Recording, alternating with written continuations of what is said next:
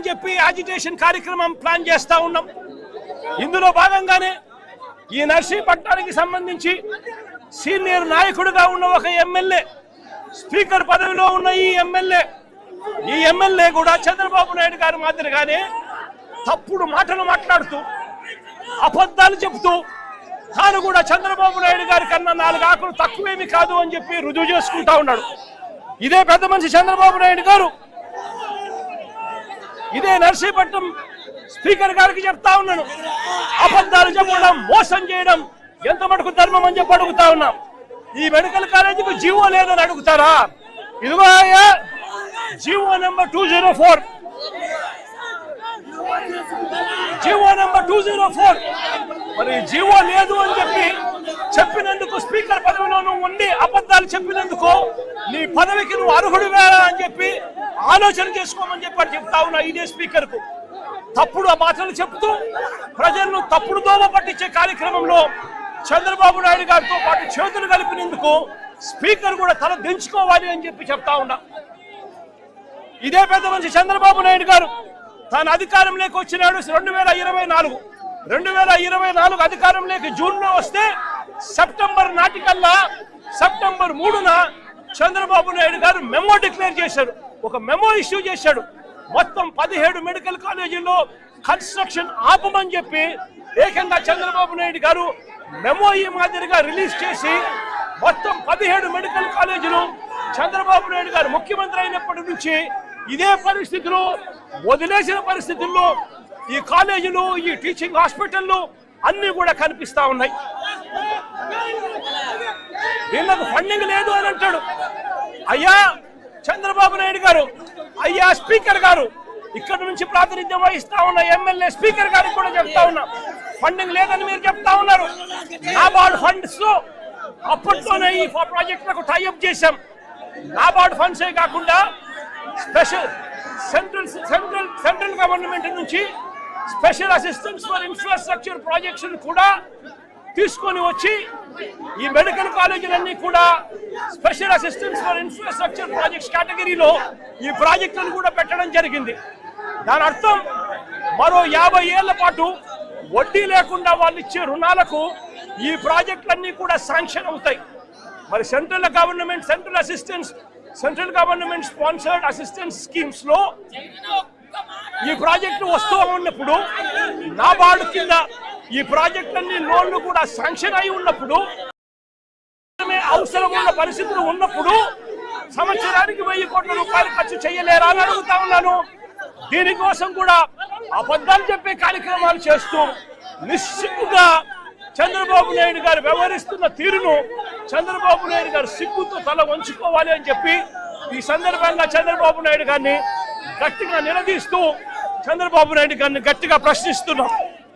ఇదే చంద్రబాబు నాయుడు గారిని అడుగుతా ఉన్నా, అయ్యా చంద్రబాబు గారు మిమ్మల్ని మీరు చేసే కార్యక్రమాలను నిరసన తెలుపుతూ రేపటి నుంచి నవంబర్ 22 దాకా 22 వరకు గ్రామ వార్డు స్థాయిలో రచ్చబండ అనే కార్యక్రమాన్ని కొనసాగించబోతా ఉన్నాం. వార్డుల్లోనూ గ్రామాల్లోనూ చంద్రబాబు నాయుడు చేస్తా ఉన్న అన్యాయాలను, మెడికల్ కాలేజీలకు సంబంధించి జరుగుతా ఉన్న నష్టాన్ని ప్రజలకు వివరించడమే కాకుండా చంద్రబాబు నాయుడు గారు సూపర్ 6, సూపర్ 7 పేరుతో చేసిన మోసాలను కూడా ప్రజలకు వివరించే కార్యక్రమం ఈ రచ్చబండ ద్వారా చేస్తాం. అంతేకాకుండా చంద్రబాబు నాయుడు గారికి వ్యతిరేకంగా చంద్రబాబు నాయుడు గారు ప్రైవేటీకరణ చేస్తా ఉన్న మెడికల్ కాలేజీలకు వ్యతిరేకంగా ప్రతి గ్రామం నుంచి కూడా 500 సంతకాలు తీసుకుంటూ, ప్రతి నియోజకవర్గం నుంచి 50,000 సంతకాలు తీసుకుంటూ 1 కోటి సంతకాలతో గవర్నర్ గారికి రిప్రజెంటేషన్ చేసే కార్యక్రమాలు కూడా చేస్తా ఉన్నాం. ఇందులో భాగంగానే అక్టోబర్ 28వ తారీఖున ఒకవైపున ఈ కార్యక్రమాలు చేస్తూ మరోవైపున అక్టోబర్ 28వ తారీఖున నియోజకవర్గ కేంద్రాలలో ప్రైవేటీకరణకు వ్యతిరేకంగా, మెడికల్ కాలేజీల ప్రైవేటీకరణకు వ్యతిరేకంగా, చంద్రబాబు నాయుడు గారు చేస్తా ఉన్న అన్యాయానికి వ్యతిరేకంగా అక్టోబర్ 28వ తారీఖున ప్రతి నియోజకవర్గ కేంద్రంలోనూ ధర్నాలు చేసే, నియోజకవర్గ కేంద్రంలోనూ ర్యాలీలు చేసే కార్యక్రమం చేయబోతా ఉన్నాము. ఈ ర్యాలీతో డిమాండ్ పత్రాలు నియోజకవర్గ కేంద్రానికి సంబంధించిన ఆఫీసులో ఇవ్వడం కూడా జరుగుతుంది. అదే రకంగా నవంబర్ 12వ తారీఖున జిల్లా కేంద్రాలలో కూడా ఈ ర్యాలీలు కొనసాగి ప్రైవేటీకరణకు వ్యతిరేకంగా, మెడికల్ కాలేజీల ప్రైవేటీకరణకు వ్యతిరేకంగా జిల్లా కేంద్రాలలో నిరసన తెలుపుతూ కలెక్టర్కు కూడా డిమాండ్ పత్రాలు ఇవ్వడం కూడా జరుగుతుంది. నవంబర్ 23వ తారీఖు వరకు సంతకాల సేకరణని కూడా చేసి, నవంబర్ 22వ తారీఖు వరకు సంతకాల సేకరణని కూడా చేసి, నవంబర్ 23వ తారీఖున ఆ 50,000 సంతకాలు ప్రతి నియోజకవర్గం నుంచి బయలుదేరుతాయి. నవంబర్ 23న బయలుదేరి జిల్లా కేంద్రాలకు ఒక్కో నియోజకవర్గం నుంచి 50,000 సంతకాలు నవంబర్ 23వ తారీఖున జిల్లా కేంద్రానికి బయలుదేరుతాయి ఒక్కొక్క నియోజకవర్గం నుంచి. ఆ జిల్లా కేంద్రం నుంచి మర్నాడు నవంబర్ 24వ తారీఖున ప్రతి జిల్లా కేంద్రం నుంచి కూడా లక్షల కొద్ది ప్రజలు సంతకాలు చేసిన చంద్రబాబు నాయుడు గారి ప్రైవేటీకరణకు నిరసన తెలుపుతూ, చంద్రబాబు నాయుడు గారికి వ్యతిరేకంగా సంతకాలు చేసిన పత్రాలతో నవంబర్ 24న జిల్లా కేంద్రాల నుంచి విజయవాడకు ప్రతి లారీ కూడా బయలుదేరుతుంది. ఆ తర్వాత విజయవాడ చేరుకున్న తర్వాత గవర్నర్ గారు ఎప్పుడు అపాయింట్మెంట్ ఇస్తారో అప్పుడు మొత్తం వైఎస్ఆర్సీపీకి సంబంధించిన పార్టీలే కాకుండా మాతో పాటు కలిసి వచ్చే మేధావులను కూడా తీసుకుని గవర్నర్ గారికి ఈ 1 కోటి సంతకాలు చేసిన డిమాండ్ పత్రాలను గవర్నర్ గారికి కూడా సబ్మిట్ చేయడం జరుగుతుంది. నేను అడుగుతా ఉన్నా ఇదే చంద్రబాబు నాయుడు గారిని, అయ్యా చంద్రబాబు, నీకు బుద్ధి జ్ఞానం ఏదైనా ఉండి పొద్దు ముప్పో ఉంటే నువ్వు చేస్తా ఉన్న ఈ అన్యాయాన్ని వెనక్కి తిరిగి దిద్దుబాటు చర్యలు తీసుకునే కార్యక్రమం చేపట్టకపోతే తీవ్రమైన పరిణామాలు ఉంటాయని చెప్పి చంద్రబాబు నాయుడు గారికి గట్టిగా నిలదీస్తూ చెప్తా ఉన్నాం. ఇవాళ చంద్రబాబు నాయుడు గారి పరిపాలన ఏ స్థాయిలో ఉంది అని అంటే కురుపం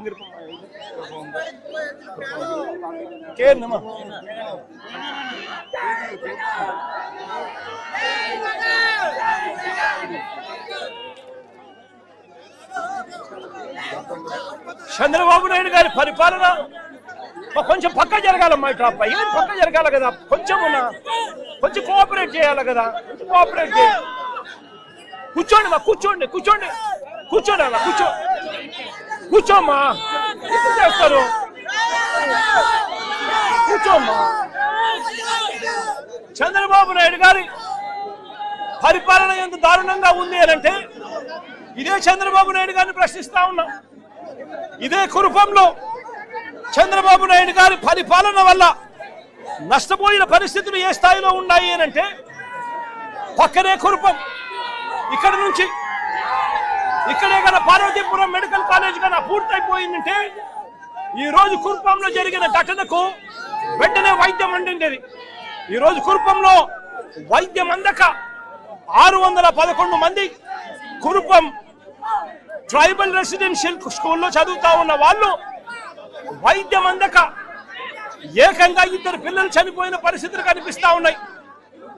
ఏకంగా 170 మందికి హెపటైటిస్ ఏ బారిన పడితే, అంటే జాండీస్ వస్తే కనీసం చూసుకునే పరిస్థితి కూడా లేని పరిస్థితిలో ఈ రోజు వైద్య రంగం ఉంది. ఈరోజు వీళ్లకు సెప్టెంబర్ 10వ తారీఖున వీళ్ళకు జాండీస్ వచ్చినట్టుగా గుర్తిస్తే సెప్టెంబర్ 10వ తారీఖు నుంచి అక్టోబర్ 1 తారీఖు వరకు, అంటే మధ్యలో 2 పిల్లలు చనిపోయిన తర్వాత అంజలి అనే పాప సెప్టెంబర్ 25వ తారీఖున చనిపోయింది. అక్టోబర్ 1వ తారీఖున కల్పన అనే పాప చనిపోయింది. 2 పిల్లలు చనిపోతే తప్పనిచ్చి కనీసం వీళ్ళు స్క్రీనింగ్ చేయాలన్న ఆలోచన కూడా వీళ్ళకి రాలా. చివరికి స్క్రీనింగ్ చేస్తే అక్టోబర్ 1వ తారీఖున కల్పన చనిపోయిన తర్వాత అంజలి అనే పాప చనిపోయిన తర్వాత స్క్రీనింగ్ అనే కార్యక్రమం చేస్తే 170 మందికి జాండీస్ వచ్చినట్టుగా నిర్ధారణ అయింది. నేను అడుగుతా ఉన్నా, చంద్రబాబు నాయుడు గారి హయాంలో హాస్పిటల్ల పరిస్థితి ఎంత దారుణంగా ఉంది, స్కూళ్ళ పరిస్థితి ఎంత దారుణంగా ఉంది అని చెప్పడానికి ఇది ఒక నిదర్శనం. 611 మంది చదువుకుంటా ఉన్న ఈ స్కూల్లో అక్కడ నాడు నేడు కార్యక్రమంలో ఆరో ప్లాంట్ పెట్టి ఆ ఆరో ప్లాంట్ కనీసం ఫిల్టర్లు మార్చాలన్న పరిస్థితి కూడా లేని పరిస్థితిలో చంద్రబాబు నాయుడు గారు ఉన్నారు అని అంటే, ఆరో ప్లాంట్ ఉండి కూడా ఆ నీళ్లు కూడా కనీసం శుద్ధ నీళ్లు కూడా ఇవ్వలేని పరిస్థితిలో చంద్రబాబు నాయుడు గారు లేరు అని అంటే ఎంత దారుణమైన పరిస్థితిలో ఉన్నారో ఆలోచన చేయమని అడుగుతా ఉన్నాం. ఆ ఆరో ప్లాంట్ లో ఫిల్టర్లు సరిగ్గా పనిచేయడం లేదు, నీళ్లు కంటామినేషన్ అయినాయి, పట్టించుకునే నాతుడు లేడు. చివరకు అది జాండీస్ కింద తయారై ఏకంగా 170 మంది పిల్లలు హాస్పిటల్ పాలై 2 పిల్లలు చనిపోయిన పరిస్థితుల మధ్య ఈరోజు మనం అంతా కూడా చూస్తా ఉన్నాం. ఇంకా బాధాకరమైన విషయం ఏమిటో తెలుసా, ఇక్కడెక్కడా కూడా మంచి హాస్పిటల్ లేక 200 కిలోమీటర్లు కేజీహెచ్కు తీసుకొని పోవాల్సిన పరిస్థితి, అంటే విశాఖపట్నం తీసుకొని పోవాల్సిన పరిస్థితిలో ఉత్తరాంధ్ర ఉన్నా కూడా ఈ పెద్ద మంచి చంద్రబాబు నాయుడు గారికి కనీసం ఇలాంటి హాస్పిటల్ కట్టాలి, టీచింగ్ హాస్పిటల్ తీసుకొని రావాలి, మంచి చేయాలి, పేదలకు మంచి జరగాలి అని కనీసం సెన్స్ కూడా లేని పరిస్థితిలో చంద్రబాబు నాయుడు గారు ఉన్నారు.